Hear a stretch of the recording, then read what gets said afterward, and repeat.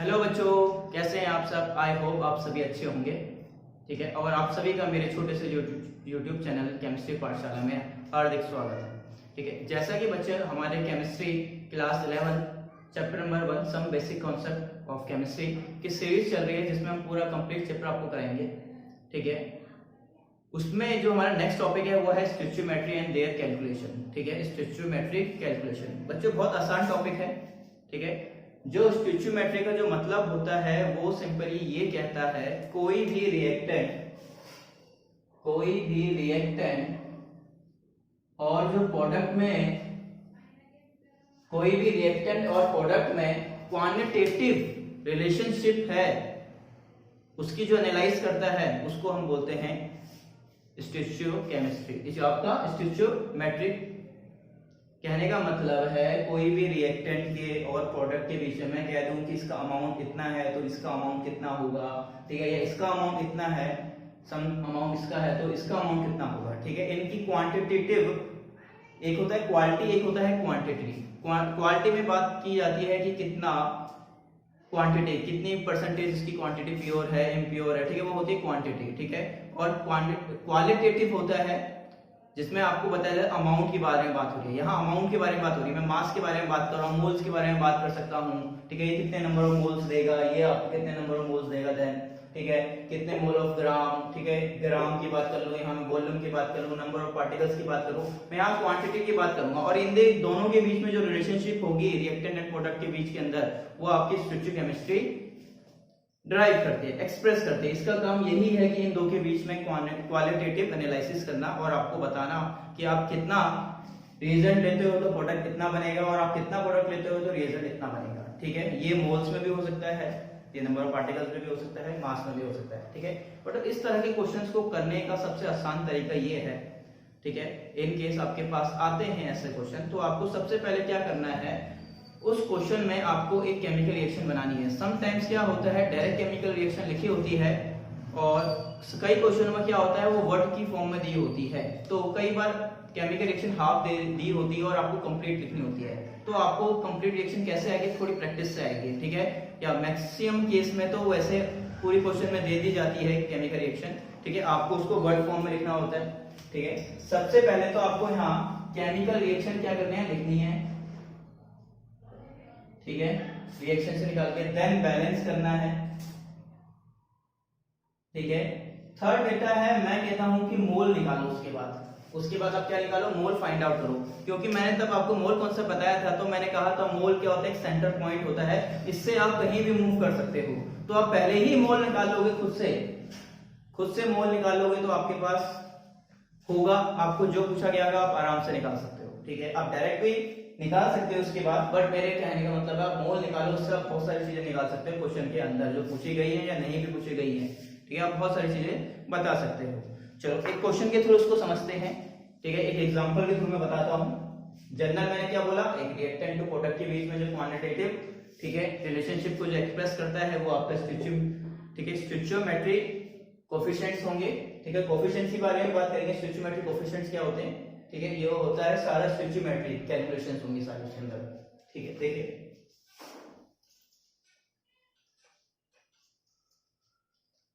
मान लो CH4 methane आपका oxygen के साथ रिएक्शन कर रहा है, क्या देगा, जब ऑक्सीजन के साथ ये क्या कर रहा है, कंबाइन हो रहा है, तो जनरल है ये, तो CO2 देगा प्लस वाटर देगा।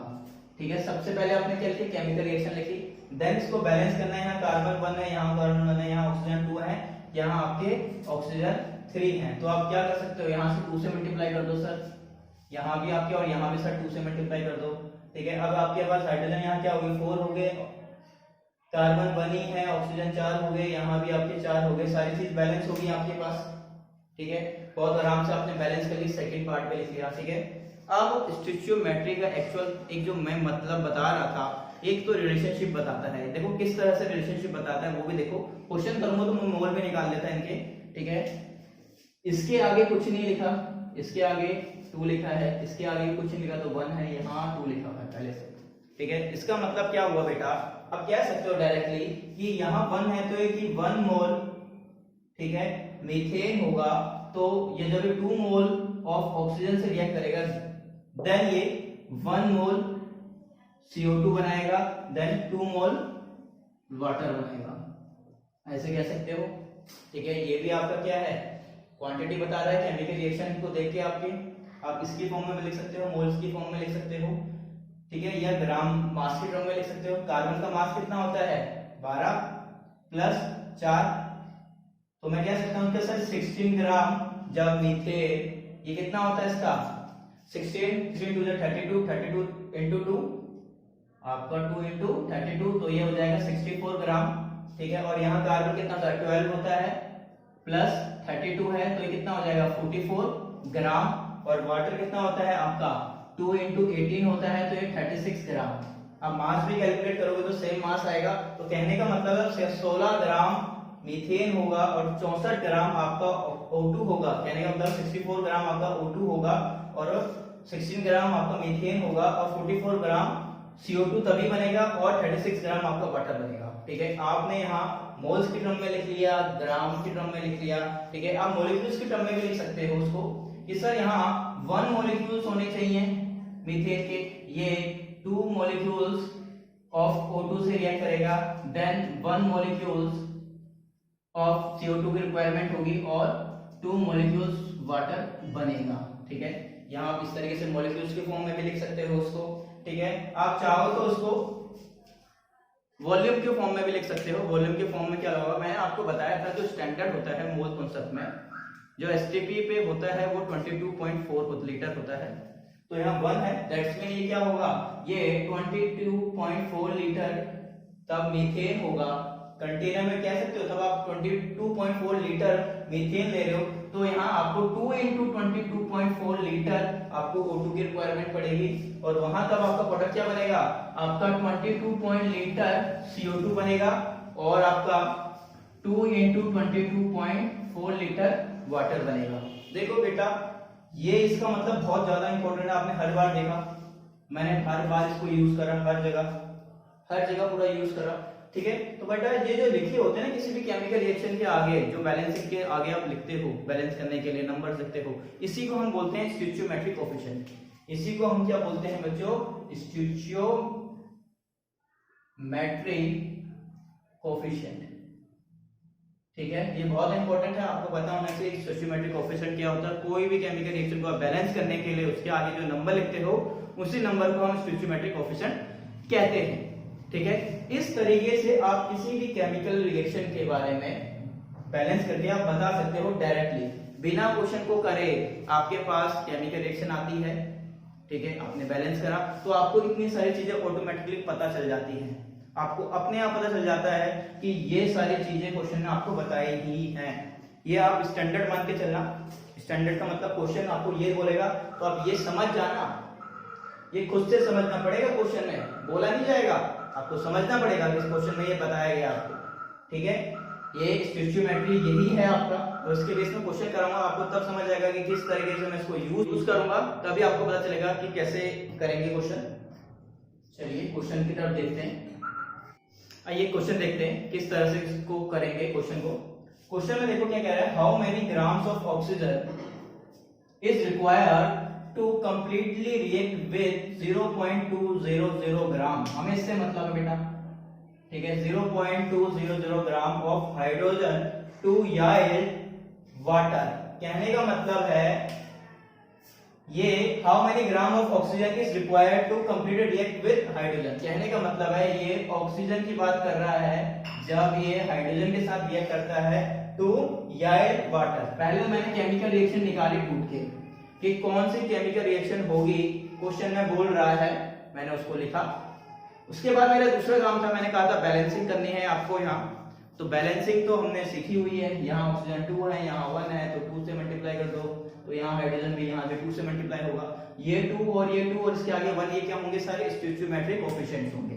ठीक है, अब देखो, अब आपसे क्या पूछा गया है, how many gram of oxygen, क्या पूछा गया है, ऑक्सीजन कितना ग्राम होगा जब is required to completely react with, जब ये आपका 2.00 ग्राम होगा। ठीक है, यहां भी मास पूछा बेटा आपसे, ठीक है, मास पूछा है, ग्राम में आंसर करना है, और और ये भी पूछा है कि ये भी बताना कि बाद में also calculate the amount of water form. ठीक है कि भाई ये भी कितना बनेगा, तो पहले हमें ये निकालना पड़ेगा कि इसके साथ इसको कंप्लीटली रिएक्ट कराना है। ठीक है, इस 0.200 ग्राम को हमें कंप्लीटली रिएक्ट कराना है इससे। ठीक है, तो इसका मास के बारे में बात कर रहा है। देखो इस तरह के क्वेश्चन को देखते ही समझ नहीं आता कि करना क्या है, क्वेश्चन में स्टेप क्या लेना है। तो मैंने इससे पहले आपको स्टोइचियोमेट्री के बारे में बताया था। मैंने कहा आपको केमिकल रिएक्शन दिख जाती है, ये आपको केमिकल रिएक्शन दिख गई है। ठीक है, इससे पहले आपको ये देखना है कि स्टैंडर्ड आपको क्या क्या चीजें पता चल रही हैं। ठीक है, मैं यहाँ स्टैंडर्ड के रूप में लिख रहा हूँ इसको। ठीक है, मुझे क्या क्या पता चल रहा है यहाँ। एक तो मैं कह सकता हूँ कि sir 1 mole of O2, 1 mole O2, 2 mole H2 और 2 मोल वाटर मुझे दिखाई दे रहा है कि सर तब ये 1 मोल होगा तो ये 2 मोल के साथ रिएक्ट करेगा कंप्लीटली, देन मुझे 2 मोल ऑफ H2 मिलेगा। इसका मतलब मैं कह सकता हूं कि सर ग्राम में बात करूं, यहाँ मैंने मोल में बात करी है। ठीक है, दूसरा स्टैंडर्ड लिखता हूं मैं यहाँ कि सर 16 × 2 32 ग्राम होगा। तो हाइड्रोजन कितना होता है 1 2, तो ये 4 ग्राम। ठीक है, 4 ग्राम हो गया। और ये कितना है आपका, ये आपका कितना हो जाएगा, ये 36 ग्राम हो जाएगा। कहने का मतलब है जब आपके पास 32 ग्राम ऑक्सीजन होगा तो 4 ग्राम के साथ ही रिएक्ट करके 36 ग्राम वाटर बनेगा। कहीं आप इसको ज्यादा ले लो कम ले लो तो ये रेशियो चलेगा। कहने का मतलब है 32 और 4 का रेशियो चलेगा हर बार।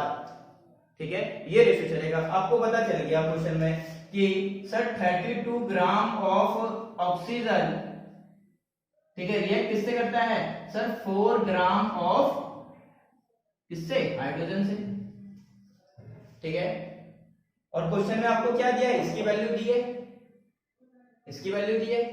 तो मैं मान सकता हूं, या मैं इसको इस तरीके से, चलो उसको मान लेते हैं। मैं कह सकता हूं कि सर ये 1 ग्राम ऑफ H2 कब होगा कि सर जब ये 1 ग्राम करना है, मान लो इस 4 को मुझे 1 बनाना है तो मैं 4 को इधर ला सकता हूं, तो डिवाइड में आ जाएगा। तो 32/4 ग्राम ऑफ ऑक्सीजन। कहने का मतलब 1 के बाद ये कितना हो जाएगा 4 से कट जाएगा 8 ग्राम। तो 1 के लिए 8 ग्राम की नीड होगी आपको यहाँ, 1 ग्राम ऑफ H2। तो यहाँ आपको कितनी की नीड होगी 8 ग्राम की। तो 8 ग्राम ऑक्सीजन की आपको रिक्वायरमेंट होगी। कहने का मतलब जब 1 होगा तो ये 8 होगा, तब ये 2 होगा या 4 होगा या 2 होगा। 1 में 8 है, 2 में 16, 3 में 24। ठीक है, और आपका 4 में देखो, 4 में क्या हो जाएगा, ये 32 हो जाएगा। कहने का मतलब है 1 और 8 रेशियो आपका 1:8 चल रहा है। ठीक है, तो यहाँ 432 था, तो आपको स्टैंडर्ड के हिसाब से पता चल गया कि 1 ग्राम में 8 ग्राम देगा। बट क्वेश्चन में हमें क्या दे रखा है, इसकी वैल्यू देखिए कि बेटा यहाँ 1 ग्राम यूज करना, आपको ये ग्राम यूज करना जो हमने दिया है, इतना ही दिया मैंने आपको। तो कितना दिया इसने दिया है कि 0.22200 ग्राम ऑफ H2। जब ये 1 से मल्टीप्लाई कर रहा हूं मैं इसको, तो यहां भी तो मैं मल्टीप्लाई करूंगा। ठीक है, यहां भी मैं मल्टीप्लाई करूंगा। ठीक है, यहां मैं किस तरीके से मल्टीप्लाई करूंगा, यहां मैं करूंगा 8 को 0.2200 ग्राम, क्योंकि देखो बेटा ये 1 ग्राम था तो 8 ग्राम था, तो मैंने 1 को इससे मल्टीप्लाई करा, तो इसको भी करना पड़ेगा। दोनों तरफ बैलेंस आपको पता है, एक तरफ मल्टीप्लाई करना तो दूसरी तरफ भी मल्टीप्लाई करना पड़ेगा। ठीक है, तो मैं इसको मल्टीप्लाई करूंगा। ठीक है, चलो मैं क्वेश्चन मिटा रहा हूं। ठीक है, यहां मेरे पास इक्वेशन क्या आई है, यहां मेरे पास 8 ×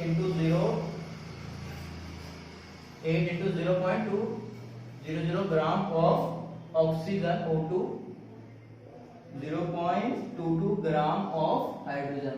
तो मैं कह सकता हूं कि सर मैं तब इसको 8 से मल्टीप्लाई करूंगा तो सर ये 1.6 ग्राम आ जाएगा। ठीक है, यही तो मेरा आंसर है। क्वेश्चन ने पहले पार्ट में तो यही तो पूछा था मुझसे, यही पूछा था। उसने कहा था कि तब आपके पास हाइड्रोजन इतना ग्राम होगा तो आपको ऑक्सीजन की कितनी रिक्वायरमेंट होगी ताकि वो कंप्लीटली रिएक्ट कर ले। तो भाई हमने पहले स्टैंडर्ड ढूंढा, स्टैंडर्ड को 1 यूनिटरी मेथड लगाया। देखो यूनिटरी मेथड है, यूनिटरी का मेथड का मतलब इसको पहले 1 बना लो। जो स्टैंडर्ड था आपके पास था 32/4 था, स्टैंडर्ड को क्या कर लो 1 बना लो। जो गिवन है उसको पहले 1 कर लो, फिर जो गिव देर था आपको क्वेश्चन में उससे मल्टीप्लाई कर दो, तो तो यहाँ भी मल्टीप्लाई होगा। तो आप देखना यहाँ आपने देखा कि 0.2 ग्राम ऑफ H2 कितना दे रहा है, 1.6 ग्राम ऑफ O2 दे रहा है। ठीक है, चलो ये पार्ट हमारा हो गया। मैं नीचे का मिटा देता हूँ।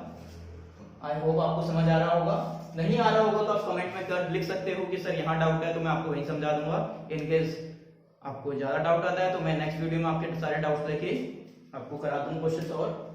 ठीक है, चलो मैं इसको फिर से मिटाता हूँ। ठीक है, अब उसने ये वाला पार्ट मुझे पता चल गया, ये कितना आया था मेरा 0.200 ग्राम में मुझे 1.6 ग्राम की नीड पड़ेगी। क्वेश्चन में ये भी पूछ रहा है कि भाई ये भी बता दो, ये भी बता दो। देखो तब ये कितना था, ये 32 ग्राम था तो ये 36 ग्राम था। या इसके भी हाफ पे निकाल लो, इन दो के इनको दोस्तों को रिलेट कर लो आपस में। ठीक है, अभी देखो मैंने किन दो को रिलेट करा था, इसको रिलेट और इसके साथ रिलेट किया था, क्योंकि ये गिवन था, ये निकालना था, तो मैंने इन दो को रिलेट करके निकाल लिया था। ठीक है, स्टैंडर्ड के थ्रू रिलेट करा था और निकाल लिया था।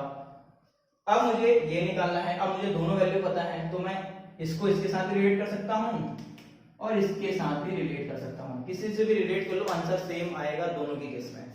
ठीक है, चलो करके दिखाता हूँ। चलो इसके साथ कराता हूँ। जब ये 1.6 ग्राम है, ठीक है, और ये 0.2 ग्राम है।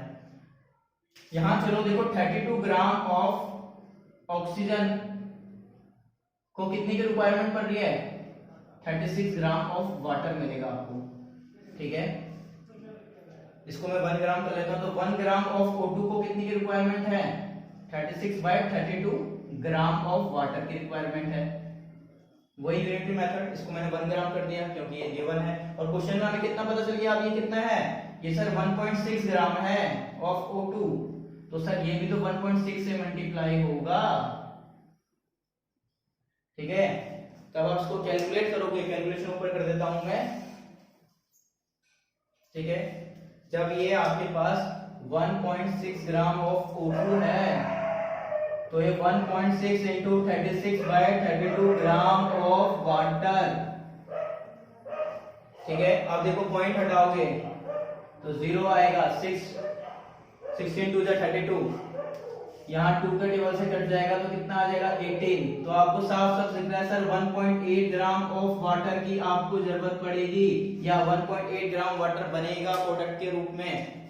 ठीक है, आपको रिलेट कर करके आंसर निकालना है। ठीक है, बहुत आसान है स्टोइचियोमेट्रिक कोएफिशिएंट, इससे हमेशा क्वेश्चन आते हैं और बहुत इजी है ये पार्ट। ठीक है, आई होप आपको समझ आ रहा होगा। देख लीजिए इसको। आइए नेक्स्ट क्वेश्चन देखते हैं किस तरीके से इसमें करेंगे।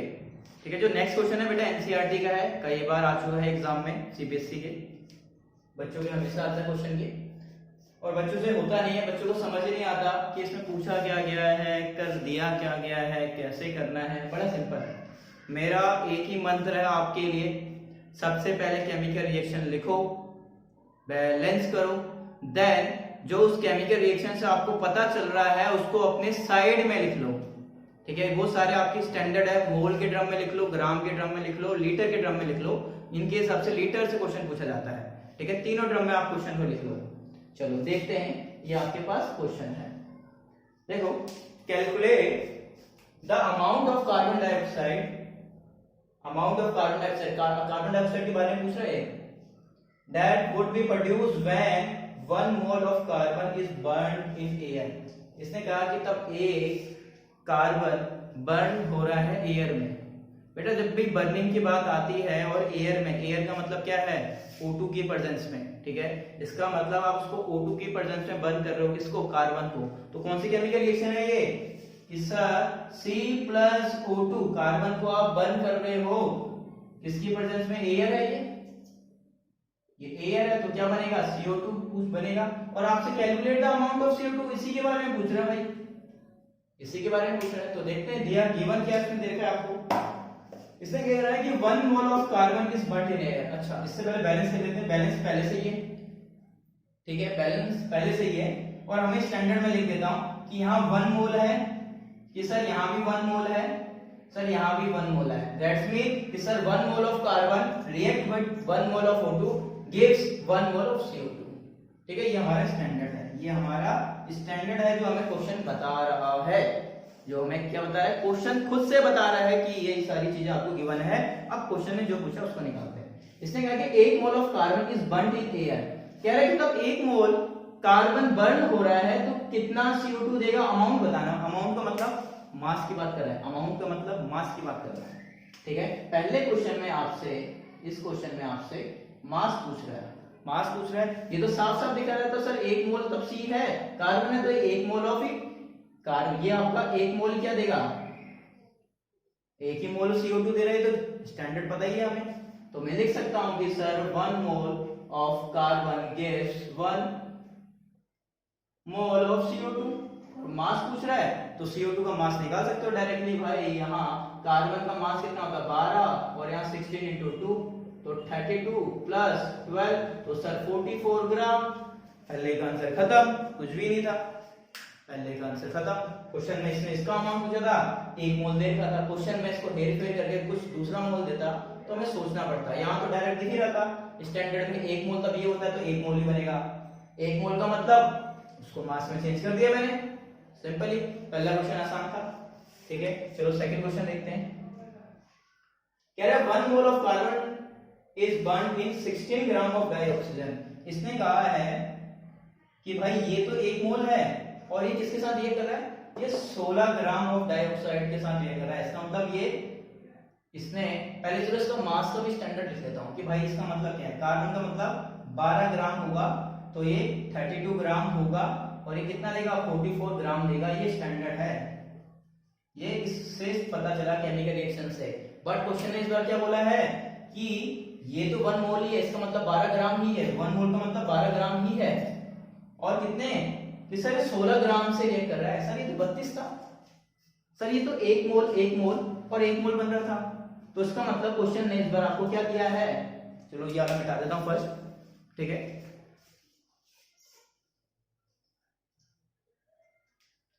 क्वेश्चन ने आपको दिया है इस बार carbon plus O2 gives CO2। Question ने हमारे पास स्टैंडर्ड तो ये था,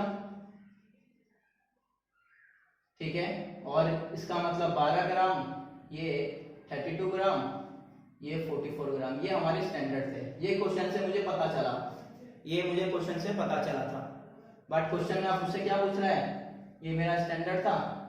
क्वेश्चन मुझसे बोल रहा है कि भाई ये तो 1 मोल है ही बट ये 16 ग्राम है, तो ये बताओ इसका मास कितना होगा। तो साफ साफ दिख रहा है कि सर ये तब 12 ग्राम तो 32 ग्राम था, ठीक है। सर ये इसका आधा हो गया, 16 ग्राम हो गया।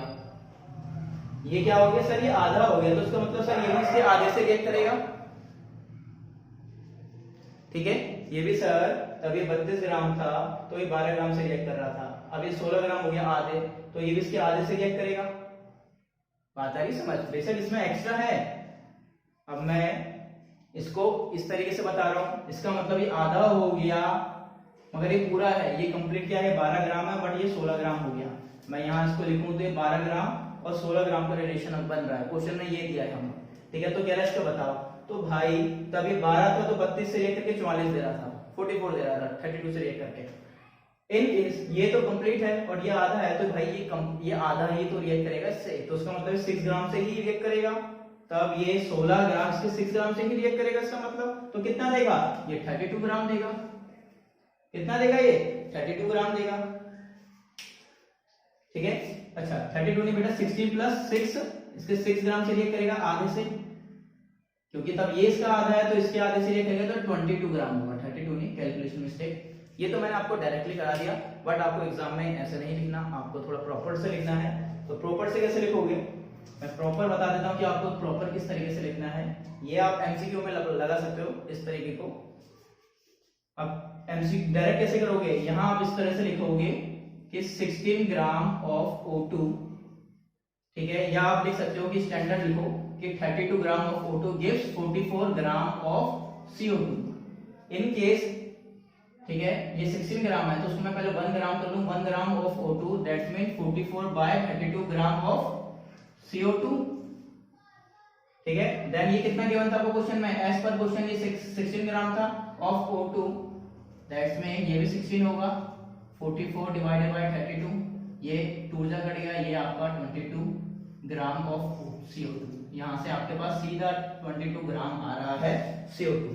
सेम आंसर आ रहा है, दोनों तरीके से कोई सा भी अप्लाई कर सकते हो। ये आपको पेपर में इस तरीके से करना है, ऑब्जेक्टिव में सब्जेक्टिव आता है, सॉरी सब्जेक्टिव में इससे करना है, ऑब्जेक्टिव में डायरेक्ट आप इस तरह से सोच के आंसर लगा सकते हो। ठीक है, चलिए नेक्स्ट क्वेश्चन देखते हैं।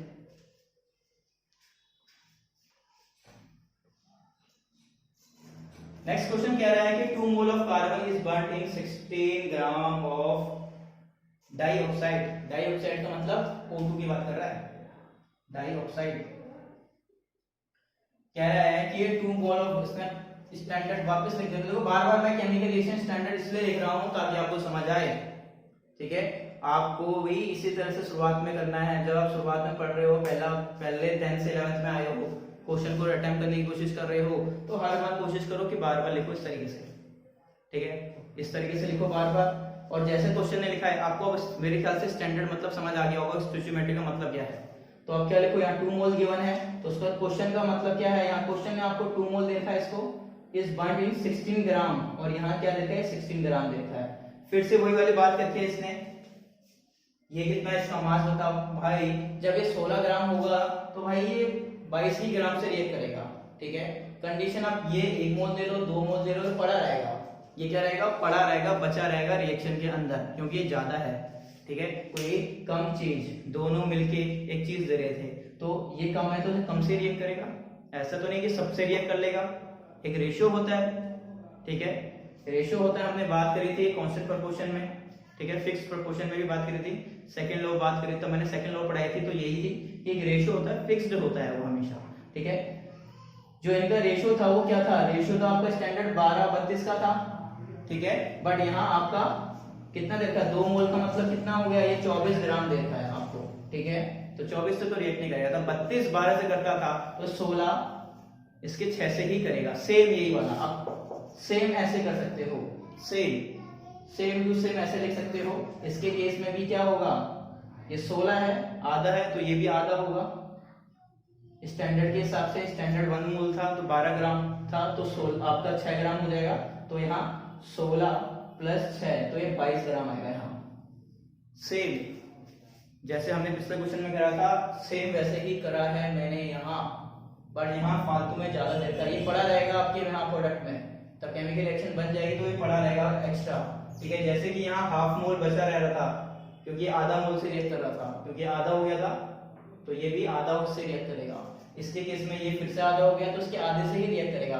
ठीक है, मगर ये 2 मोल दे रखा है तो आधे से रिएक्ट करेगा, तो इसका मतलब 1.5 मोल बचा रहेगा रिएक्शन के अंदर। ठीक है, यहाँ भी आपका 22 ग्राम आएगा। ठीक है, अब बेटा नेक्स्ट क्लास में लिमिटिंग रिएजेंट के बारे में बात करेंगे। ठीक है, तब तक के लिए बच्चों बाय।